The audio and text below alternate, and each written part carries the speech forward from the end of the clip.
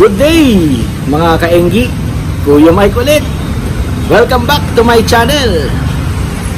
So mga kaenggi, as promised, no, ito na po yung bike review natin dun sa bike check lang pala nung ating Kes4 GSX na gravel bike. Dito lang yan sa The Bike Project.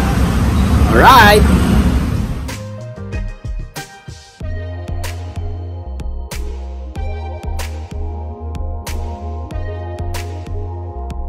Good day mga kainggi, dito tayo ulit sa Bike Project. So ngayon bike check naman natin to. Itong bagong labas ng Kes4 na gravel bike. So, mga kainggi, available to dito sa The Bike Project, no? Itong Kes4 GSX na gravel bike. Ayan, no? So lapitan natin at tignan natin ang kanyang mga specs. Alright.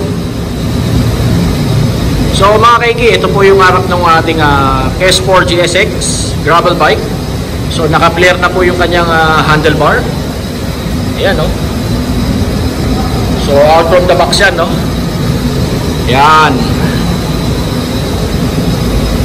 Yung kanyang STI, Shimano GRX.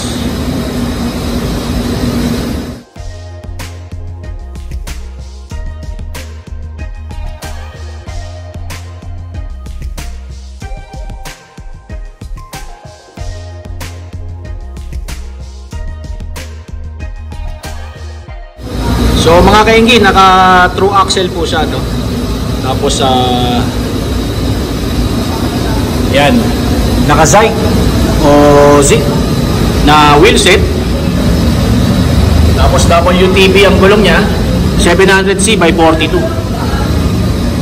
Yan.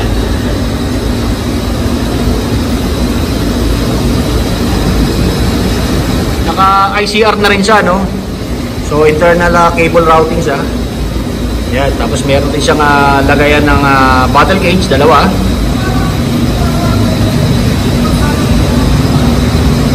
So size 46 po to. Made of 6061 aluminum. Yan, no?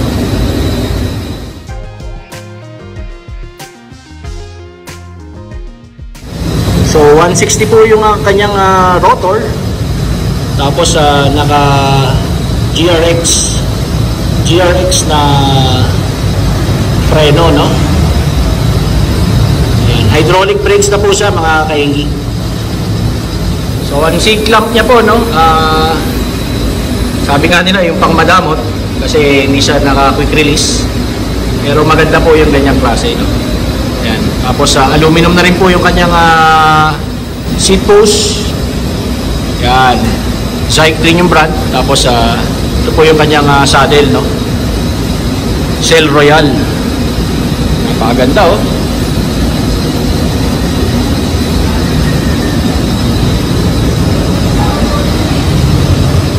So abutan naman natin yung kanyang derailleur, no?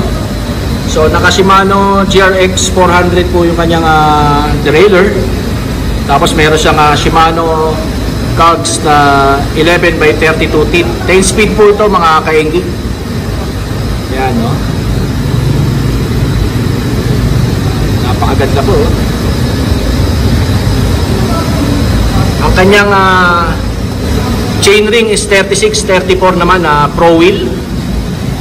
May 110mm na PCD. Ang kanyang FD 2x kasi siya, no? Isa GRX rin. Ayan, GRX.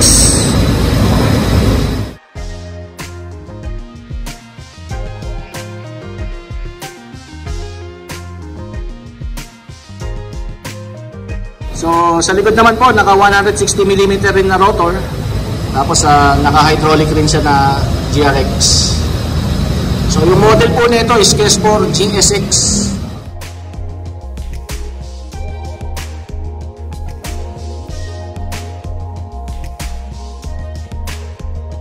So ayun mga kainggi, no?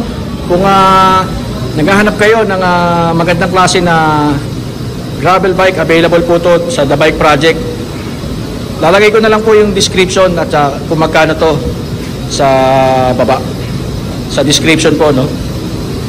Yan, no?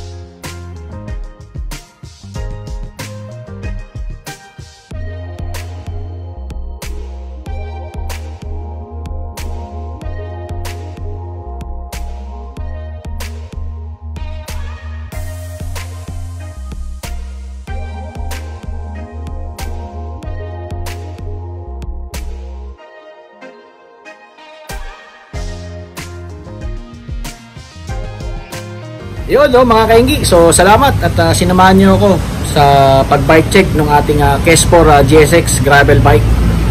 Dito lang yan, matatagpuan sa The Bike Project sa BF Homes, no? Lalagay ko na lang yung Facebook page nila doon sa description para kung kailangan nyo mag-inquire, no? Alright. Yun, so mga kainggi, kung bago ka lang dito sa aking channel, please consider subscribing at share and like mo na rin tong video na to. So mga kainggi, alam na this. Bye-bye!